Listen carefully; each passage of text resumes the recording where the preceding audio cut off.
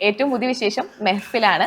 അപ്പം ഈ ഒരു മൂവി മുകേഷ് ചേട്ടന് ഭയങ്കര സ്പെഷ്യൽ ആവാനുള്ള കാരണം എന്താ? ഒരു ആക്ടർ എന്ന നിലയിൽ എപ്പോഴും നമ്മൾ വ്യത്യസ്തമായ റോളുകൾ തിരക്കി പോകും. വ്യത്യസ്തമായ റോളുകൾ കിട്ടണമെന്നാണ് പ്രാർത്ഥന. കിട്ടിയാൽ വിടത്തുമില്ല. അപ്പൊ അങ്ങനെ എല്ലാവരും ഒരു ഹണ്ടാണ്. ചെയ്യാത്ത കാര്യങ്ങൾ ചെയ്യുക, ചെയ്ത ആൾക്ക് എന്തെങ്കിലും മടുപ്പ് വരാൻ സാധ്യതയുള്ളത് ഇനി ചെയ്യാതിരിക്കുക. അപ്പോൾ ടോട്ടലി ഡിഫറെൻ്റ് ആയിട്ടുള്ള ഒരു റോളാണ് മുല്ലശ്ശേരി രാജു. അദ്ദേഹം ജീവിച്ചിരുന്ന ഒരാളാണ് കോഴിക്കോട്ട്. മെഹഫിൽ എന്ന് പറഞ്ഞാൽ വൈകുന്നേരം ആ സന്ധ്യകളിൽ അദ്ദേഹത്തിൻ്റെ വീട് അദ്ദേഹം അസുഖബാധിതനായി കിടക്കുന്നതിന് മുമ്പും സജീവമായിരുന്നു. സജീവമായിരുന്ന ചെറിയ സാന്നിധ്യമല്ല. യേശുദാസ് തൊട്ട് ജയചന്ദ്രൻ തൊട്ട് എല്ലാ പാട്ടുകാരും വൈകുന്നേരങ്ങളിൽ അവിടെ വന്ന് പാട്ട് പാടുകയും ഉല്ലസിക്കുകയൊക്കെ ചെയ്തത് കോഴിക്കോടിൻ്റെ ഒരു മുഖമുദ്രയാണ്, കോഴിക്കോടിൻ്റെ ഒരു ശീലവുമാണ്. അപ്പോൾ അങ്ങനെ നിന്നിട്ട് അദ്ദേഹത്തിന് 14 കൊല്ലം അദ്ദേഹം ഒറ്റക്കിടപ്പാണ് കിടക്കുന്നത്. അപ്പോൾ ആ ഭാഗമാണ് ഇത്. ശരിക്കും അദ്ദേഹത്തിൻ്റെ ഒരു കഥയാണ് നീലകണ്ഠൻ, ദേവാസുരം. അപ്പം അത് അദ്ദേഹത്തിൻ്റെ ഒരു ഫിക്ഷൻ സ്റ്റോറിയാണ്. ഇതാണ് ഒറിജിനൽ സ്റ്റോറി എന്ന് പറയുന്നത്. അദ്ദേഹം വീണതിന് ശേഷം 75% അദ്ദേഹത്തിൻ്റെ ഒരു ഫ്ലാഷ് ബാക്ക് പോലെ ഒരു 25% ഉണ്ട്. അപ്പോൾ അത് ആ ഒരു ത്രില്ലിലാണ്, ആ ഒരു ചലഞ്ചാണ്. മുകേഷ് ചേട്ടൻ രാഷ്ട്രീയത്തിലേക്ക് ഇറങ്ങാനുള്ള ഒരു പ്രചോദനം എവിടെയായിരുന്നു? അല്ല, ഞങ്ങളുടെ ഒരു രാഷ്ട്രീയ ഫാമിലി തന്നെയാണ്. പെട്ടെന്ന് ഇങ്ങനെ പൊട്ടിമുളച്ച് വന്നതല്ല. എൻ്റെ അച്ഛൻ ഒരു ആക്ടറായിരുന്നു, നാടക നടനായിരുന്നു. അമ്മയും നാടക നടിയാണ്. അതിനോടൊപ്പം തന്നെ അച്ഛൻ 16 കൊല്ലം പഞ്ചായത്ത് പ്രസിഡന്റുമായിരുന്നു, കമ്മ്യൂണിസ്റ്റ് പാർട്ടിയുടെ നേതാവായിരുന്നു. നാടകത്തിൽ നിന്ന് വരുന്നതിന് മുമ്പ് അച്ഛൻ കമ്മ്യൂണിസ്റ്റ് പാർട്ടിയുടെ പ്രവർത്തകനും നേതാവുമായിരുന്നു. അപ്പൊ അങ്ങനെ ഒരു ബാക്ക്ഗ്രൗണ്ട് നമുക്കുണ്ട് എന്ന് വിചാരിച്ച് ഞാൻ MLA ആവണമെന്നോ അല്ലെങ്കിൽ സജീവ രാഷ്ട്രീയത്തിൽ വരണമെന്നോ ആഗ്രഹിച്ചിരുന്നില്ല. ഒരു പ്രത്യേക സാഹചര്യത്തിൽ ഒരു 9 കൊല്ലമായി മുമ്പ് കൊല്ലത്ത് ഒരു കോംപ്രമൈസ് സ്ഥാനാർത്ഥി എന്നുള്ളത് ഒരുപാട് പേര് ആ MLA സ്ഥാനത്തിന് വേണ്ടി പാർട്ടിയിൽ തന്നെ അങ്ങനെ ഒരു ചർച്ച വന്നപ്പം മേളിലുള്ള നേതാക്കന്മാര് എന്നാൽ വഴക്ക് വേണ്ട, മുകേഷ് ഇരിക്കട്ടെ എന്ന് പറഞ്ഞ് ഒരു പ്രാവശ്യം ജയിച്ചു, രണ്ടാമത്തെ പ്രാവശ്യം ജയിച്ചു. അപ്പൊ അങ്ങനെയാണ് വന്നത്. ഒരു ഇൻസ്പയറിംഗ് ആയിട്ടൊരു നേതാവ് ഉണ്ടാവുമായിരിക്കല്ലോ, അങ്ങനെ ആരായിരുന്നു? അല്ല, നേതാക്കന്മാര് കുറെ ആൾക്കാരുണ്ട്. ഇപ്പം അൾട്ടിമേറ്റ്ലി നമ്മൾ പിണറായി സഖാവാണ് ഈ നേതാവ്. ഇപ്പൊ അച്യുതാനന്ദൻ സഖാവും അദ്ദേഹം ഞാൻ ഉള്ളപ്പോൾ ഇല്ലായിരുന്നു എങ്കിൽ പോലും അദ്ദേഹത്തെ ഇന്റർവ്യൂ ചെയ്യാനും അദ്ദേഹത്തിൻ്റെ കൂടെ സംസാരിക്കാനും ഒക്കെ നേതാവ് ഞാൻ മനസ്സിലാക്കുന്നത് ഇപ്പം വലിയ നേതാവാവണമെന്നില്ല. നേതാവ് എന്ന് പറഞ്ഞാൽ is equal to a man with അല്ലെങ്കിൽ എ പേഴ്സൺ വിത്ത് സൊല്യൂഷൻസ്. ആണായാലും പെണ്ണായാലും നേതാവ് ഇപ്പൊ നമ്മൾ എന്താ ചെയ്യേണ്ടത് ചിന്തിക്കുന്നതിന് മുമ്പേ പറയാമോ, മറ്റേതങ്ങോട്ട് ചെയ്ത് ഇതിങ്ങനെ ചെയ്ത് കഴിഞ്ഞാൽ 100% കറക്റ്റ്. അതാണ് ഈ പേഴ്സണാലിറ്റിയിലല്ല നേതാവ് നിൽക്കുന്നത്.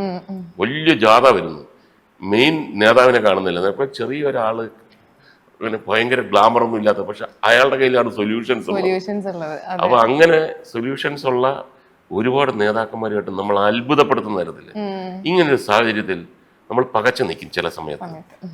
അപ്പൊ ഞാൻ എൻ്റെ ഒരു ബുദ്ധി അനുസരിച്ച് നില്ലേ എല്ലാവരും വരട്ടെ ആലോചിക്കാം എന്ന് പറഞ്ഞിട്ട് നമുക്കറിയാവുന്ന ഒരു നേതാവ് കാണും സൊല്യൂഷൻസ് ഉള്ള. ചോദിക്കുമ്പോൾ പുഷ്പം പോലെ പറയുകയാണ്. അപ്പൊ ഞാൻ തന്നെ വിചാരിക്കും എന്തുകൊണ്ട് ഞാനത് പറഞ്ഞില്ല.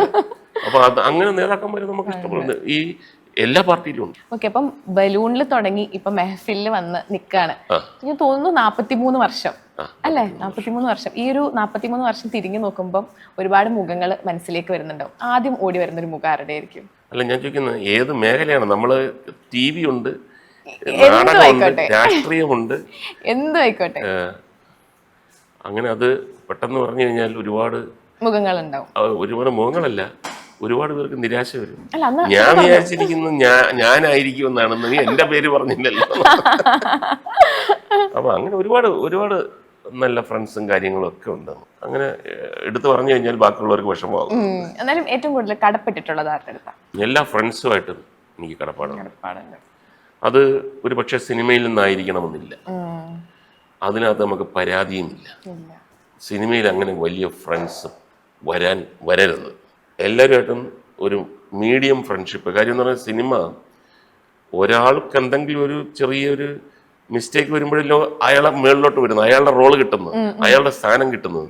അപ്പൊ ആരോഗ്യകരമായ ഒരു മത്സരമല്ലാതെ ആത്മാർത്ഥ എന്റെ റോള് നീ എടുത്തോടെ, നിന്റെ അത്രയും ഒരു സ്നേഹവും ഉള്ള ഒരു ഫ്രണ്ടിനെ ഞാൻ കണ്ടിട്ടില്ലെന്ന് പറഞ്ഞാൽ ഇയാള് പോയി.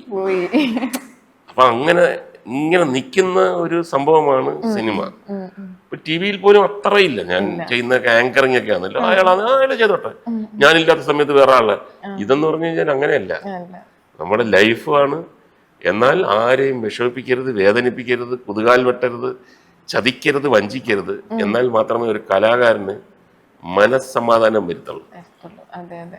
ഈ ഒരു 43 വർഷം എന്ന് പറയുമ്പം ഒരുപാട് ഉയർച്ചകളും വീഴ്ചകളൊക്കെ ഉണ്ടായിട്ടുണ്ടാവും. അപ്പം എപ്പോഴെങ്കിലും ഇനി സിനിമ വേണ്ട, വേറെ ഏതെങ്കിലും മേഖലയിലേക്ക് തിരിഞ്ഞേക്കാം എന്ന് എപ്പോഴെങ്കിലും തോന്നിയിട്ടുണ്ടോ? ഒരിക്കലും തോന്നിയിട്ടില്ല. കാര്യം സിനിമ വിട്ട് ഒരു ചിന്തയില്ല.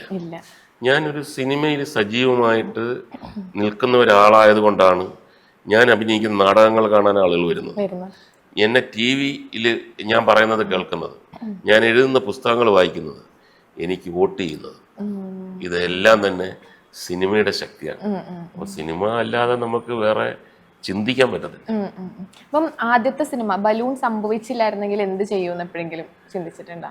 ബലൂൺ സംഭവിച്ചില്ലായിരുന്നെങ്കിൽ അത് എന്നെക്കാട്ടി മുമ്പേ മമ്മൂക്ക പറഞ്ഞിട്ടുണ്ട്, എന്താവുമായിരുന്നു, സിനിമ നടനായിരുന്നില്ല. ജോലി ചാൻസ് ചോദിച്ച് നടക്കുന്ന ജോലി, അല്ലാതെ സിനിമ വിട്ട് വേറെ ചിന്തയില്ല. ഞാൻ പിന്നെ അതിനു മുമ്പ് നാടകത്തിലും മിമിക്രിയിലും ഒക്കെ ഉണ്ടായിരുന്നു. പക്ഷെ അൾട്ടിമേറ്റ് സിനിമയാണ്. സിനിമ നടനാവുക, ഹീറോ ആവണമെന്നില്ല, ചെറിയ റോളാണെങ്കിലും. അപ്പം ആദ്യത്തെ സിനിമ ഹീറോ ആയിരുന്നു. അപ്പം അത് കൊല്ലത്തുള്ള നാന മാഗസിൻ, കൃഷ്ണസ്വാമി റെഡ്ഡിയാണ് അതിന്റെ പ്രൊപ്പറൈറ്റർ. അദ്ദേഹമാണ് ആ സിനിമ എടുത്തത്. വളരെ അവിചാരിതമായിട്ട് ഞാൻ പഠിച്ചുകൊണ്ടിരിക്കുന്ന സമയത്ത് അവര് എന്നെ സെലക്ട് ചെയ്ത കാര്യമൊന്നും എനിക്ക് അറിഞ്ഞുകൂടാ.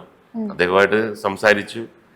ഇതിനൊക്കെ അച്ഛനും അമ്മയെ പോലെയൊക്കെ അഭിനയിക്കാനൊക്കെ താല്പര്യമുണ്ടോ എന്ന് ചോദിച്ചപ്പോൾ ആരോ പറഞ്ഞു കൊടുത്തു, മിമിക്രിയിൽ കേരള യൂണിവേഴ്സിറ്റി ഫസ്റ്റാന്നൊക്കെ പറഞ്ഞു. ആഹാ എന്നൊക്കെ പറഞ്ഞു പോയി.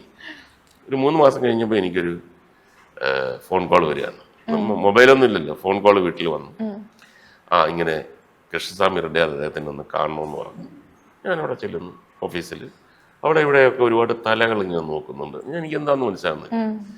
അപ്പം ഞാൻ വന്നിരുന്നിട്ട്, ഇപ്പം എൻ്റെ വിചാരം എന്ന് പറഞ്ഞാൽ ഇവരുടെ ഏതെങ്കിലും ഒരു ഫംഗ്ഷൻ എൻ്റെ മിമിക്രി ബുക്ക് ചെയ്യാൻ വേണ്ടി വിളിക്കുക, അതാണ് എൻ്റെ വിചാരം. അന്ന് മിമിക്രി ഉണ്ട്. അപ്പോൾ ഞാൻ പറഞ്ഞു, നമസ്കാരം, ഞങ്ങളൊരു കാര്യം പറയാൻ വേണ്ടിയാണ് വിളിച്ചത്. ഞാൻ ചോദിച്ചു, എന്താണ്?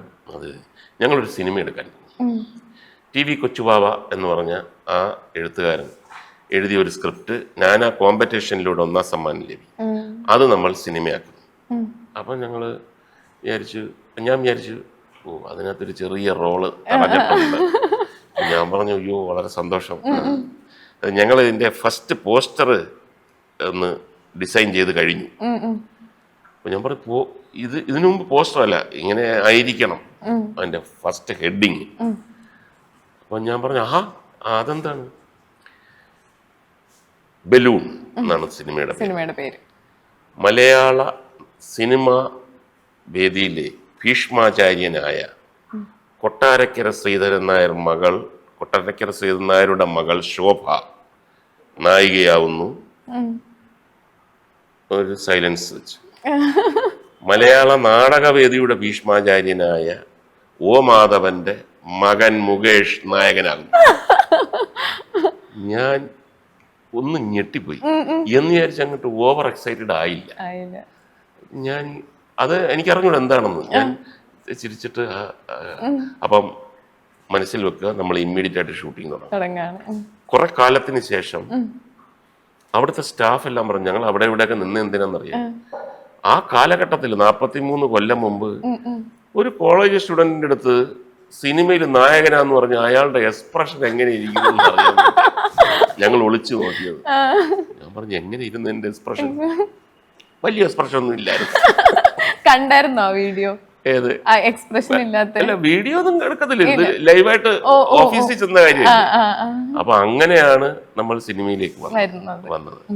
പിന്നെ നായകനും ഉപനായകനും 1-2 സ്ഥലത്ത് ചെറിയ തരത്തിലുള്ള വില്ലനായിട്ടും അഭിനയിച്ചു.